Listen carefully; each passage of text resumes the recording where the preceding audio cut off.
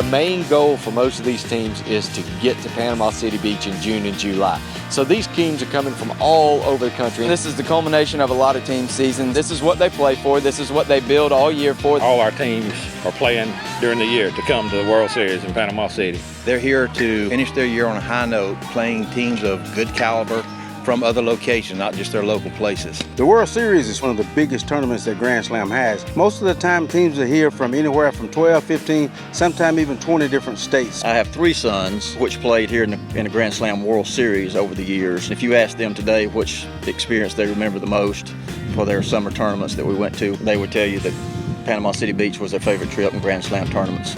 It was their most memorable tournament they ever played. That's what we strive for, is the kids having fun, meeting new people. It's just an overall good experience for everybody. We founded Grand Slam 11 years ago based on making sure that every kid had a quality experience. That is what is first and foremost with Grand Slam. We just continue to grow each and every year, and we're excited about that because it allows us to take Grand Slam baseball to other areas of the country. We're starting out with 15, 20 teams in Columbus, Georgia, to now running our World Series here in Panama City Beach, Florida, and having over 160 teams in 1 week. Finishing up our 11th year, largest World Series we've ever had, more teams than ever from 20 plus states. And you know, when you put Panama City Beach and Grand Slam together, we've said it many, many times, it's a win-win. We start off on Sunday is when each World Series starts. We'll have our coaches meetings and team mom meetings where we'll kind of give them the spiel of what they should expect this week, you know, rules, scheduling, who to contact if you have any problems. Then after that, the fun begins. The parade at Pier Park is one of the most outstanding things I've ever seen. Pier Park is gracious enough to let us host our parades in their beautiful facility. They close the streets down, and these teams parade through with their banners, throwing their beads, throwing their candy.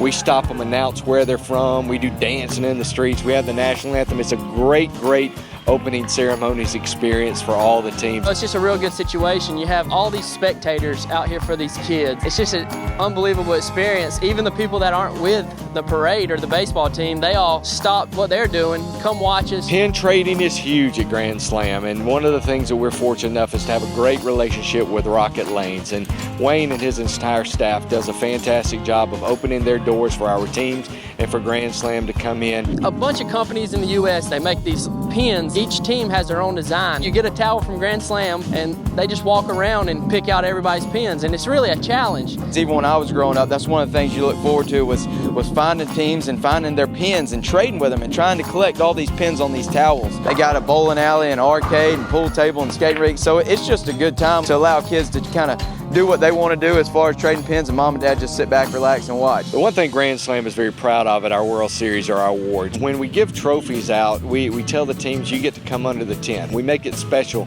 because not everybody gets to leave with a trophy, and so we do a ceremony for them. We call their names out. They get to cut down the championship banner. We give out 4 trophies or 4 places in each age division. Saturday afternoon, the big 7.5-foot 4-bat real wood trophies going home with somebody back to some state. Grand Slam is only as good as our staff, and wow, what a great staff we have. The staff that we have is so good that we can give a great brand of baseball and a good product out there because the people that we do have, they know what they're doing. To think about where we've come from in the 11 years that we've been doing this is amazing. We were fortunate enough to have our first World Series down here. Just a little 3-day tournament where we had about 60 teams, and it was huge at the time. And now we've got 4 World Series and having over 160 teams in 1 week. We're very proud of our umpires. We handpick our umpires, bring them in from all parts of the country.